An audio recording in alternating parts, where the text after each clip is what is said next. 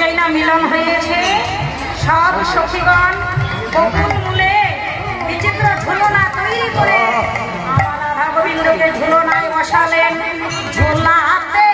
লাগিল ঝোলাতে লাগিল ঝোলাতে লাগিল রাধা গোবিন্দের ঝোলনা পেয়ে ঝোলাতে লাগিল ঝোলনা পেয়ে ঝোলাতে লাগিল রাধা গোবিন্দ ঝুলনা পেয়ে ঝোলনা পেয়ে ঝোলাতে লাগিল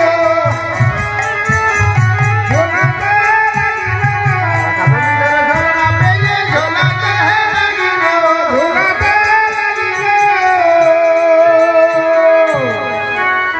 একটা হলো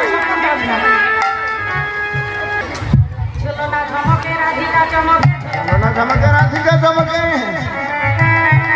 ঝোলনা ঝমকে রাধিকা চমকে